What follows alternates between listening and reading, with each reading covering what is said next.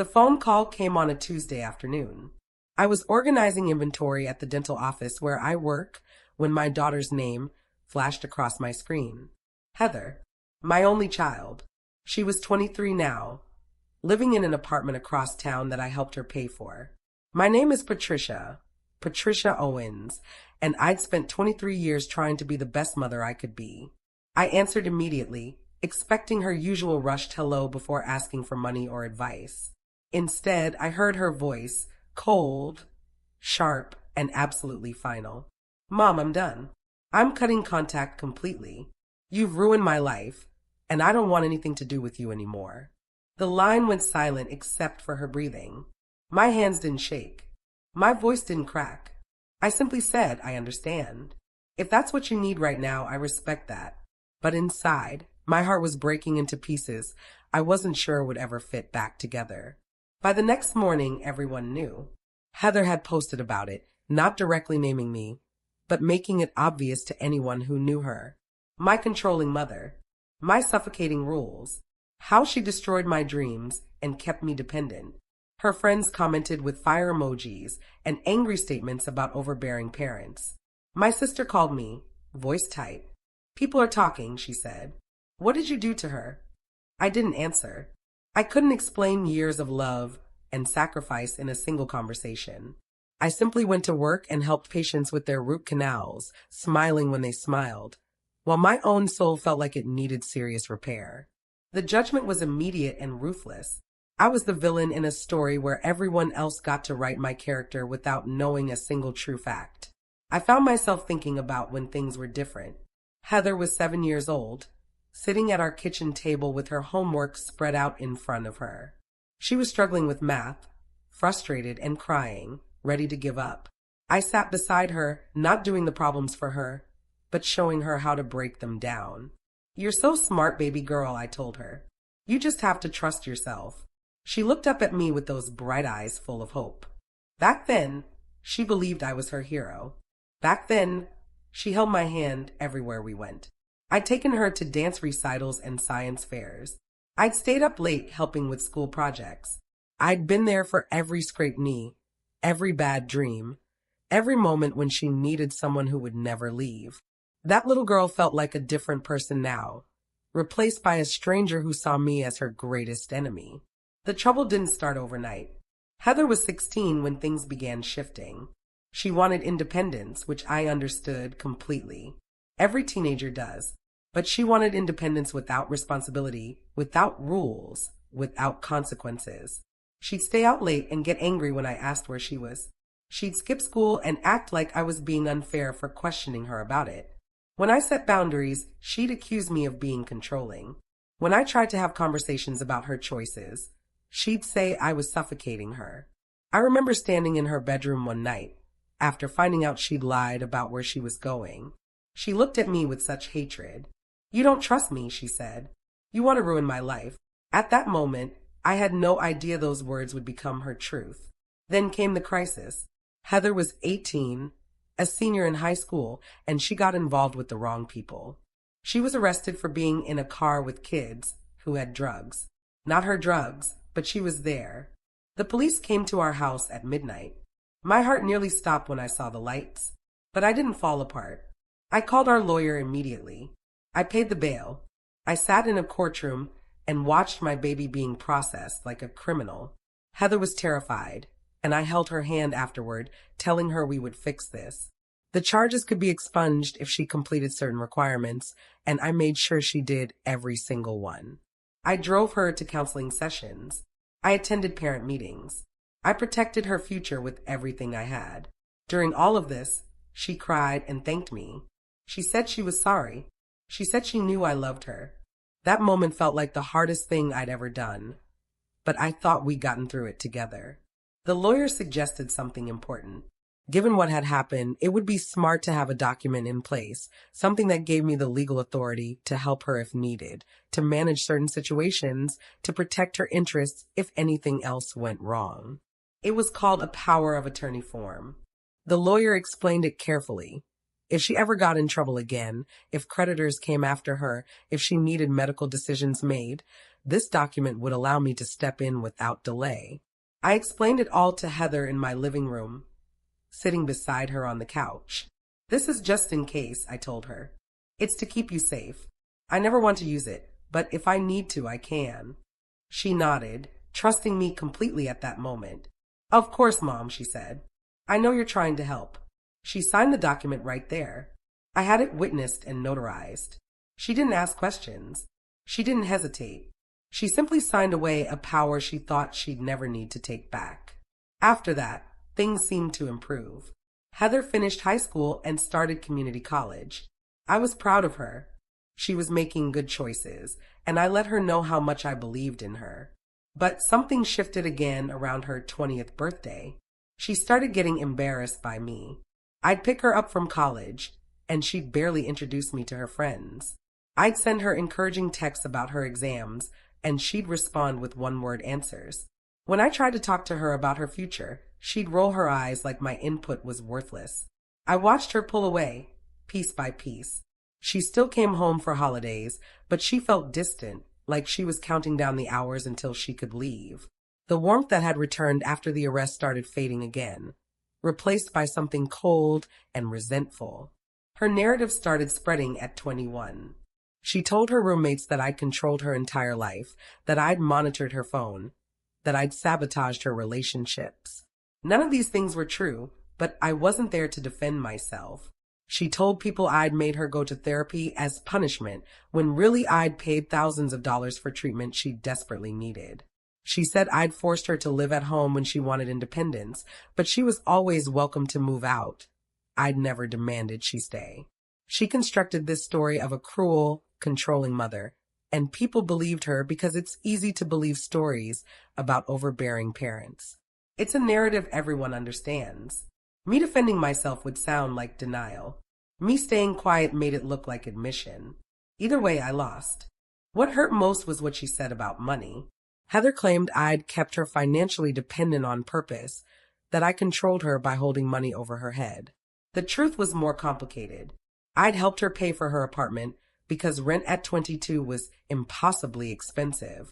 I'd put money in her account for groceries when I knew she was struggling. I'd paid for her car insurance and helped with her tuition. These weren't chains binding her to me. They were expressions of a mother's love. But she twisted them into weapons, claiming I'd deliberately made her vulnerable, so I could pull support whenever she disobeyed me. She took that help and used it as evidence of my manipulation. Every sacrifice had become a crime. The breaking point came at a family dinner. My sister was there, my parents, my brother-in-law. We were celebrating my dad's birthday. Heather arrived late and quiet. Midway through dinner, she stood up. I have something to say, she announced, and my stomach dropped. She looked directly at me. Mom, you've destroyed my life. You've made me dependent, anxious, and broken. I can't be around you anymore. I'm cutting contact, and I'm telling everyone why. You're a selfish, controlling person, and I'm done pretending to love you. The room went silent. My father's fork stopped moving. My sister's mouth opened slightly. No one moved except Heather, who grabbed her purse and walked out. The door closing behind her was the loudest sound I'd ever heard. I sat there calmly, cut my cake, and excused myself to the bathroom where I cried alone. The aftermath was immediate and brutal. My sister texted later, I need to hear your side. But how do you defend yourself against emotion? How do you argue with someone's pain, even if that pain is built on lies? My brother-in-law took Heather's side publicly, saying he'd always thought I was too strict. My parents were confused and hurt, caught between their grandchild and their daughter. I didn't fight. I didn't post angry responses online. I didn't call Heather screaming or demanding explanations. Instead, I did something quiet. I said, I love her. I will always love her. And if this is what she needs to feel free, then I support her decision. People found my calmness suspicious. Shouldn't I be angry? Shouldn't I be defending myself? My composure made me look guilty, like I was hiding something. But the truth is, I was simply protecting my daughter's right to leave, even though leaving nearly killed me. What nobody knew was that I'd been preparing for this possibility for almost a year. After the family dinner invitation had gone out, after I'd overheard Heather on the phone telling a friend she was planning something big, after I noticed her downloading her documents from the cloud and changing passwords, I knew something was coming. I'd quietly begun collecting proof, not to weaponize it, but to protect myself. I photographed receipts showing the money I'd given her month after month. I saved emails where I'd offered to help with tuition. I kept records of every medical appointment I'd taken her to, every therapy session I'd paid for, every moment I'd shown up. I wasn't gathering ammunition. I was gathering truth. And I'd done it silently, never mentioning it to a soul. I had witnesses, too. People who could speak to what really happened during that arrest when she was 18, to the sessions I'd attended with her, to the sacrifices I'd made. 3 months after Heather cut contact, something unexpected happened. She'd gotten into a situation with a credit card company. Apparently, she'd missed several payments and they were threatening collections. She couldn't get approved for anything on her own. The debt was spiraling. I found out through a mutual friend who mentioned Heather was really stressed about money stuff. It was the first sign that the world didn't work the way Heather thought it did. She believed she was invincible, that she didn't need me, that independence meant you could just ignore problems and they'd go away. Now reality was crashing down. She tried to handle it alone, but at 23, drowning in debt and without the financial literacy to get herself out, she was stuck. She didn't call me. She wouldn't give me the satisfaction. But I watched from a distance as my daughter learned that the world is harder than she'd imagined, and that growing up means facing consequences alone when you've burned all your bridges. And then she tried to use the power of attorney. She called my lawyer. Not me, my lawyer. She claimed it had been signed under duress. She said she'd never understood what it meant. She said she wanted it revoked immediately. My lawyer calmly explained that the document was clearly signed, properly witnessed, and that changing it would require a formal legal process. But here's what she didn't remember. The power of attorney I'd had her sign also required that any financial decisions made using it be documented and reported to her. It wasn't a secret tool for me to control her behind the scenes. It was a protective measure with transparency built in. When I could have used it to bail her out of her debt, I didn't. I let her face the consequences of her choices. The document that she'd now claim was proof of my control became proof that I'd never actually used it to control her at all. The truth started unraveling when her friend Maya reached out to me. Maya had been in the car during the arrest when Heather was 18. She told me something I'd never heard before. She said Heather had confessed to her that the arrest had scared her, that without me, she would have had a criminal record that ruined her entire future. Maya said Heather had actually been grateful, but over time, she'd twisted that gratitude into resentment because it made her feel weak. She hated that she needed you, Maya told me. So she rewrote the story to make you the villain instead of the hero. It was easier than admitting she messed up and you saved her. I listened, and for the first time, I understood what had happened. Heather hadn't rejected me because I'd hurt her. She'd rejected me because I'd helped her in a way that made her feel small. My love had become her shame. I expected her to apologize when she realized how bad things had gotten. I expected her to reach out. Instead, she doubled down. She posted about how her mother had manipulated her into debt by not helping her financially.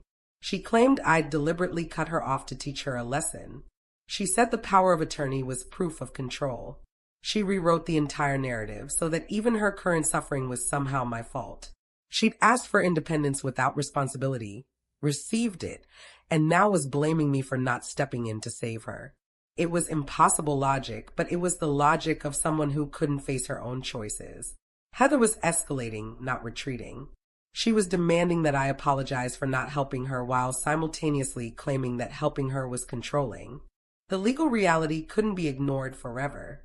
Her debt collectors needed clarity on who had decision-making power over her finances. That's when the power of attorney document became legally relevant. It showed that she had the authority to make her own financial decisions. It showed that she had signed something voluntarily. It showed that I had never used it to interfere with her life, even when I could have. My lawyer filed the proper paperwork, and suddenly, the entire situation shifted. She couldn't claim I'd made her sign something under pressure. She'd had a lawyer explain it. She couldn't claim I'd used it to control her. There was no evidence of that. She couldn't blame me for her debt. The document proved it was hers alone. The law, impersonal and fair, was now on my side simply because I'd done everything correctly from the beginning. The confrontation came at a bank. Heather had gone to apply for a loan to pay off her credit card debt. The bank needed verification of who had authority over her accounts.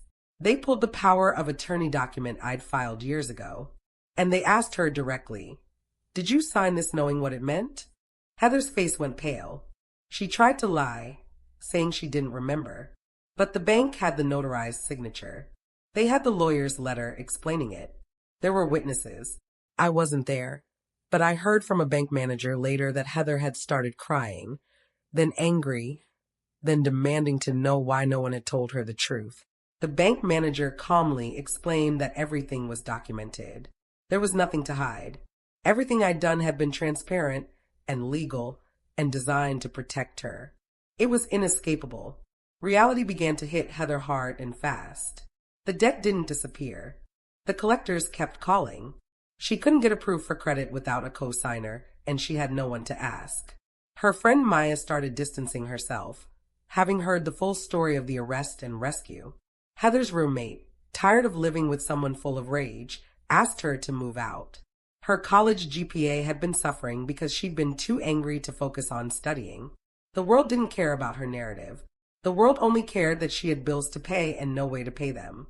For the first time, Heather had to face the consequences of her choices without anyone to blame but herself. I didn't celebrate this. Watching my daughter suffer was never my goal. I made a choice that surprised everyone, including myself. I could have pressed charges. I could have legally required her to acknowledge what she'd done.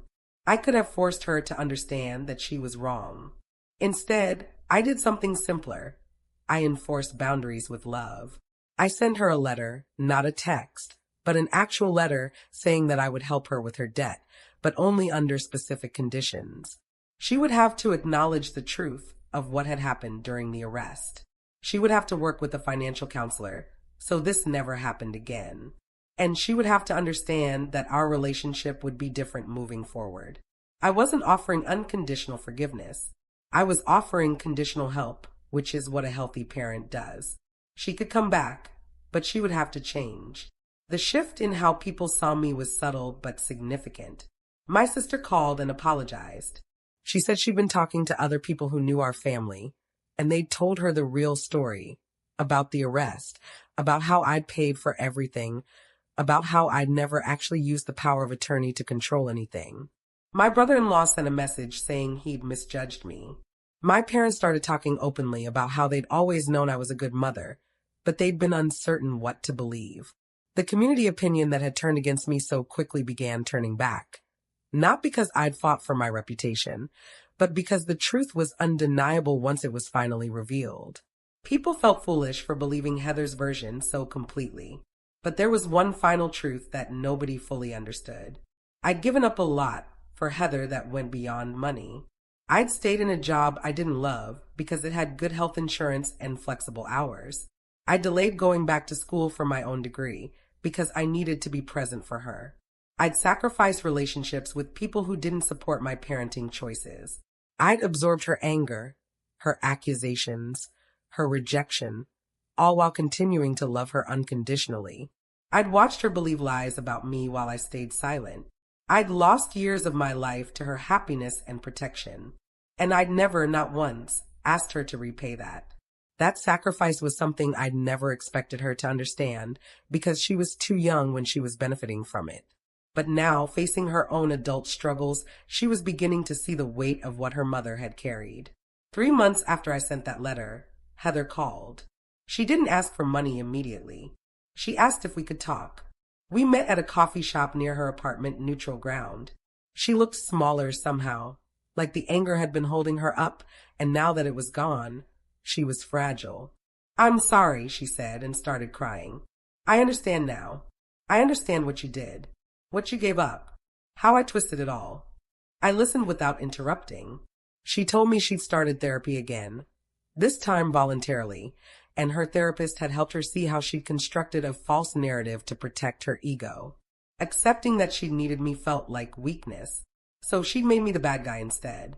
But now she was learning that accepting help isn't weakness. It's humanity. She cried, and I let her. I didn't rush to fix it or pretend everything was fine. I simply said, I never stopped loving you. But things are different now. We didn't magically rebuild our relationship that day. Instead, we built new boundaries. Heather agreed to accept my help with her debt, but she also agreed to take a financial management class and work toward independence the right way. I agreed to be in her life, but I also made clear that disrespect wouldn't be tolerated anymore. Our relationship would be an adult relationship now, not parent to child. We wouldn't have the unconditional dynamic we once did because she'd broken that trust. What we would have instead was mutual respect and honest boundaries. It wasn't the happy ending where everything was magically fixed, but it was real. It was earned. It was the kind of love that survives truth, even when truth is painful. I wasn't bitter. I wasn't triumphant. I was simply at peace. 1 year later, I stood in my apartment looking at a promotion letter. The dental practice wanted me to manage the office. I was also finally starting online classes toward the business degree I'd delayed for so long. Heather was living independently, working part-time while finishing community college and paying down her debt steadily. We texted sometimes. We had dinner once a month. It wasn't what we'd had before, but it was honest. More importantly, I'd finally stopped being defined by being her mother. I was my own person again, with my own dreams and my own future. That was the real victory. Not proving her wrong. Not watching her suffer. Not even being vindicated in my sacrifice. The real victory was realizing that my love for her didn't have to cost me my life. I could be there for her and still become myself. I'd learned that the greatest gift a mother can give isn't unconditional support. It's showing her daughter what it looks like to respect yourself enough to have boundaries. That's what I'd finally become free.